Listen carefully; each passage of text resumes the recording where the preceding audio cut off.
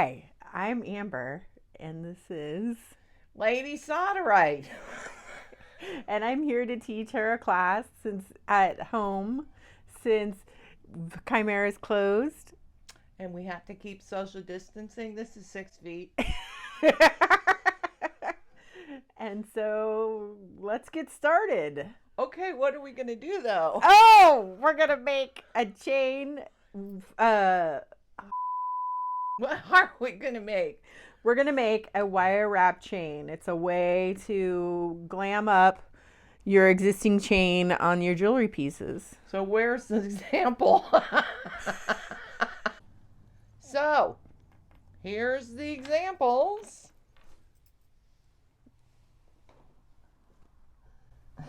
Beautiful. So, Amber is going to show me how to make this today. Yes. And I can't wait to get started. Yay!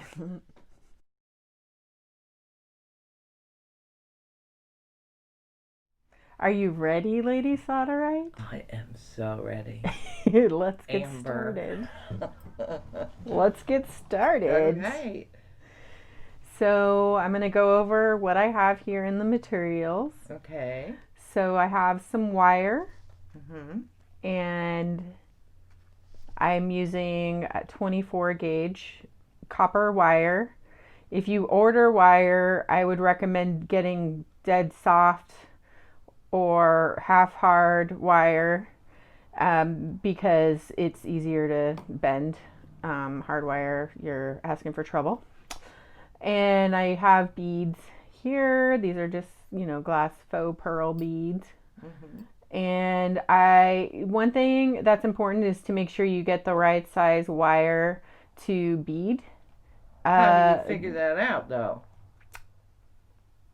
You look at the diameter, and if it fits in. Oh, so if it fits, it works. Yeah, but if it's wiggling around, you probably want to go for a higher gauge. So you'd probably want to do 22 gauge. So if how thick can you go before you want to cry? That's a good question.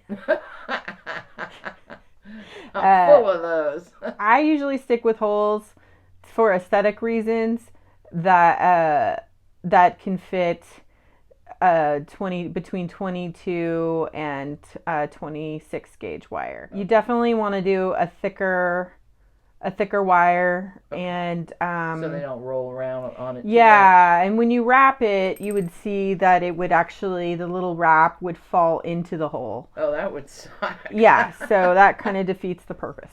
For demonstration purposes, I'm just using pre-made chain here, Mm-hmm. and you can make your own chain to add as well. But I ain't got time for that. Doesn't sound like it ain't fun either. It's awful little. Here we go. I measured these. That's 1/2 inch. That's 1 inch, basically. You could come up with a layout if you want. Just do a little pre-design so here. You can do different lengths of chain, or but usually you try to do some kind of pattern, like 6 and 4 and 2, or 6 and 4. You could add 3 in a row, and then add some chain. This is cool too, yeah. And then, add even a different bead, whatever. And it looks like it's floating, and that's because it's dark here. So when do you buy the chain like that? What I did is I only added literally 1 link in between. But the color-wise? This is oxidized silver. I pre-oxidize it. Here's some silver wire. Why do you do that? Because this is porous, and you can take the risk of putting it in, and sometimes it won't discolor the stone, but I have had it where certain stones that are porous or have minute cracks will end up graying out, and it ruins the stone, because I tend to go with the semi-precious stones. And that happens in liver of sulfur. That's the coloring agent. So if you dip this whole thing in liver of sulfur, there's a good chance. So I pre-oxidize my wire and my findings, so Great tip. I don't have to deal with all that. But this one we want the bright copper. Yes. So we're going for that. Yes. But normally you would color it then. Okay, good. Good to know. Yeah, if you want that antique look. Okay. So here's my wire, and you notice that it's pretty kinky. So a way to fix that is you would hold it with your pliers. Your fingers are pretty slippery. And then just do a rough, an easy. Drag down on that. Drag down. And this is a nylon jawed plier that is basically used for that purpose. Okay. And how do you know how long to cut that wire? I basically kind of go by the size of the bead. If I had a tinier bead, I go smaller. I like to have a little hand space something to be able to something to hold on to maneuver. So how long are these? Did you already say it? I forgot. These are about 2 inches. Okay. So if I had a chunky bead about that big, I'd probably want to go 4 inches or something. For sure. But, with copper wire, it's not that big a deal, right? There's less waste. If I was using gold, I'm definitely, I'd pre-measure with something like copper and then go close to the mark, and be really careful. Plan it out a little bit more. I'm a big proponent of planning. Okay, so now we got this little 2-inch piece of copper, 24 gauge, right? Wire? Yeah, 24 gauge. Okay. And then I have 2 chain nose pliers here. All right. For holding. And then I have these. For smoothing out.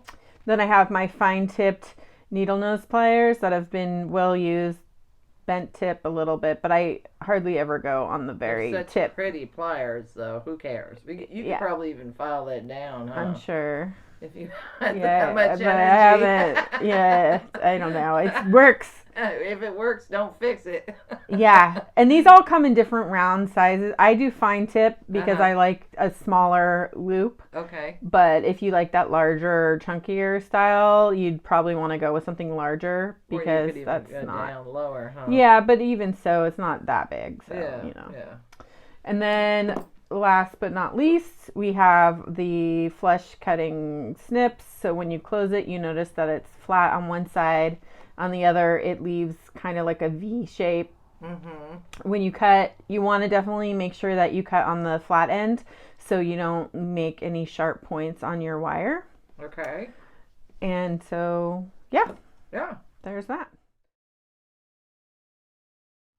I have my wire, and before I insert a bead... Like magic it was. Magic! I do my first initial bend, and I kind of go a third of the way down. Yeah, that looks about right. Yeah. And then I just push it over. So do you make it 90, or does it matter? It doesn't really matter. Okay. You definitely want to have a decent bend, though. Okay. And I think that's where people kind of get in trouble when they try to make these circles, because it doesn't have a consistent circle when you don't do this portion. Get like ovals or weird tear shaped more than a circle.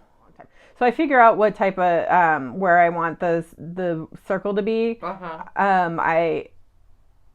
I like kind of this area where I'm at, but if you're not sure, you can always put a little Sharpie line on there. And then you could do it over and over again. Yeah, so you make sure you have it. Yeah. So then I do one loop. So that top one went over in what we call towards myself. What is that? Clockwise? I don't know. Towards yourself. Okay, towards yourself works for me. And then no advanced math going on here. I never really take my plier out. I just turn it this way. So you did it completely, flip the pliers over. Up to the top, and then I tuck it under. And I'm going to pull it out now, and then you can see that it has a decent circle. Okay, so then I add my first amount of chain. So I pop it in this little opening here, and it's really important not to shove, or maybe you need to slightly open this a bit, because it will warp the loop, and it's really hard to correct it. You can, but I usually just kind of scrap it and start over. It's more trouble than it's worth. So now I'm gripping the end of the circle, but without clamping onto the chain. You have to be really careful about that. That's why I like straight pliers. The bendy ones I find very challenging to do so, but some people like it. The bent nose guys. The bent nose pliers. So here I'm just going to make an initial turn. So you're turning the short wire around towards you once again. Yes, so now it's locked in. Okay. You know, I didn't completely I'm not finished. I mean, I didn't completely seal it up because I want to make sure that the bead is in tight and not loose. Okay.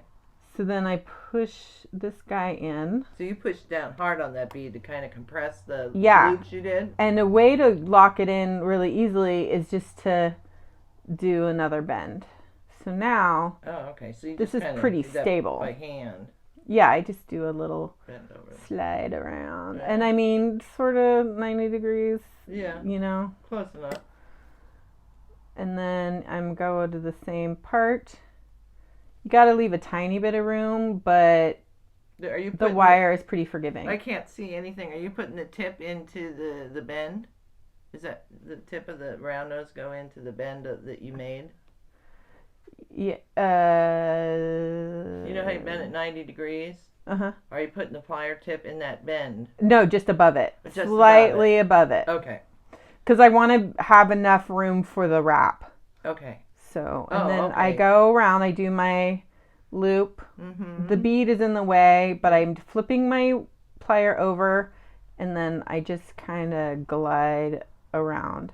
Oh, okay. And then you can see there's a slight difference in loop, but it's nothing. It's negligible. We won't worry about it. And then I'm going to add a shorter chain. Got a good grip. And then usually to keep it tight. Keep it tight, girls and boys. Yeah.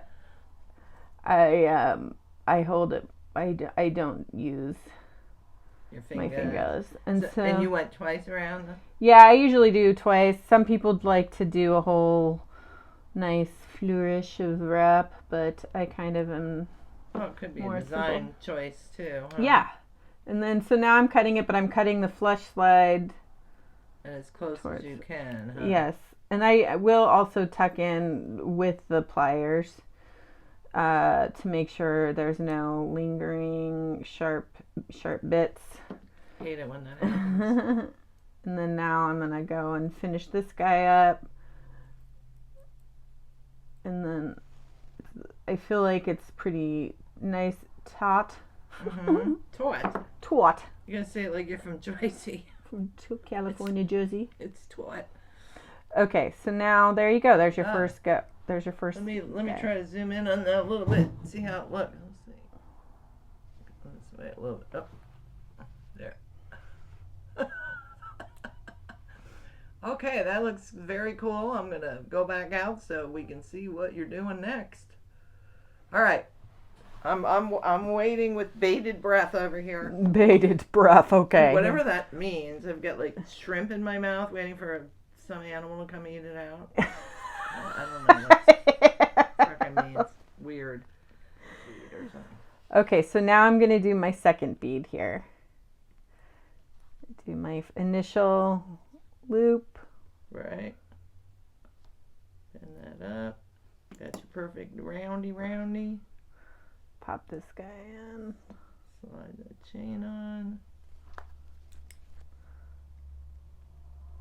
Hold on for dear life. Yes, but you don't want to slip because it will leave slippery shards. Slippery shards. Official jewelry term. Got that in. Squishy. This is the only time I take extra care to make sure that the loops are consistent and I have a nice bend. Yeah. So now I have that. I think marking your pliers would help especially in the beginning. Yes. So you get the rhythm of the night. I don't even remember the tune to that, so I should shut up. Chain nosing. Gotta feel the rhythm of the night. There you go. I'll be over here doing Saturday Night Fever dancing while you do this. Oh yeah, so I didn't use the pliers that time because I felt like I had enough wire that I can hold it. It's just really... So you could actually make these twice as long if you felt like it. It would give you more handhold.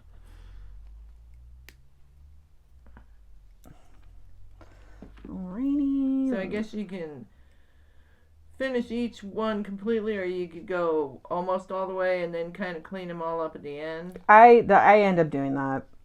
I end up cleaning them up. You know, if the wire is just minute like that, I would just leave it, and then at the end I go and I do a final cleanup and check to make sure that the wire is kind of laying properly. You do that with feel and visual, or just visual? I do both, because first I do, I check it to make sure it looks nice, but then I run my fingers along it to make sure that I don't get any if you see blood, you have to jabs. trim it. Yes. Right. You're so calm. Yeah. You're bleeding all over your workbench. Let's see, where are my cuts? So there's usually a few. Oh yeah, right there. There's one. Okay, so there's that. Okay. So to repeat my links, I am going to add another shorter one to keep the pattern consistent. So I have long, short, long, short. So I am going to add that, and then we'll be finished with this project. Yeah, and we'll just watch you work, because you can do it really fast if you don't have to talk. And I'll sing. Okay. My favorite theme song. Do do do do do do do do do do do.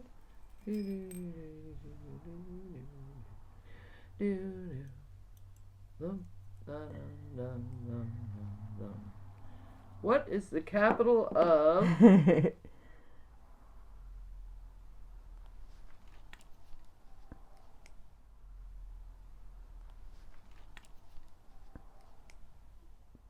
It's very exciting. Oh God. You laughing at my expense? Huh? Yes, absolutely. Whenever possible. Because it isn't me screwing up. Yeah, I check it when I do slips, because it's very scratchy. Like you said, cut a facet or something like that. Cut a nice sharp edge. Something. Thingy. Slider. Shard. I sharded. I sharded. It's hard to grab wire when you're laughing. Okay. All right. Great. So you can trim that up later, right? Yeah. Because didn't you say you had another little trick up your sleeve you're going to show us? Yes, if you wanted to do a consistent amount without any links. Oh, okay. Yeah, let's see how to do that. So, and it's What the hell? What the hell? So this is... Boop. Straighten the wire. So I don't have any head pins here, but you can also do this if you had a head pin, you can add... For your first one? Any of them. If you wanted to have a drop, you can just do the same technique, but use a head pin that something has a ball on the end, so it will not fall through. Because if I just wire wrapped this, it would fall right off. Yeah, but sometimes I just bend the tip. Uh-huh. I did that on this one, and actually, just what did you do? Cut. It's falling through. Oh, you trimmed that off another necklace, though, didn't you? Oh, right, I did. Well, that would explain everything. But sometimes I just bend the. Well, you probably could just put a little loop on the end, right, and run it down, because you might want to hook onto another chain or something else, right? You could start it with just a plain loop on the end. It doesn't have to be hooked to anything at this point. That's what I'm going to do right now. Oh, okay. I'll shut up then. No. For this purpose, I'm going to start by making a loop without the chain in there. Okay, so now I have it bent. Uh-huh. And now we're doing, like pretending like we did, but without the chain. Mm-hmm.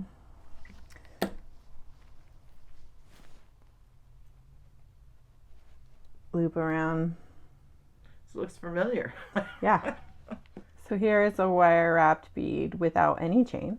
Okay. I usually, if I'm going to just link the beads without a chain, I will start off with one looped up bead. Yeah, looped up bead. This is the big mama here. Okay. And then that's what we use to start the process. I'm guessing that we're going to be making another loopy section here. Yes, we're going to make another loopy section, and this is going to be linked directly onto that loop. the existing loop. Okay. And so this is what you do when you do not want any chain link and you just want to do beads. Or you don't have any chain. Or, yeah.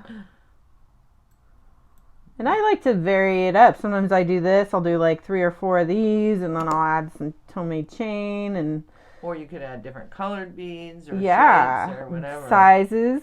And I could see having like 2 or 3 strands of these, maybe in complementary colors that are yeah, it could be really awesome. See, this is what happens when you don't pay attention.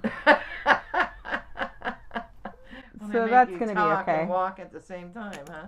Mm-hmm. Hey, it doesn't matter. It's a demo. It's okay. Yes. Okay. So then this one, I just close it up. And we just keep doing the same thing all the way down until we've got. Mm-hmm. How many inches do you like to go? Exactly.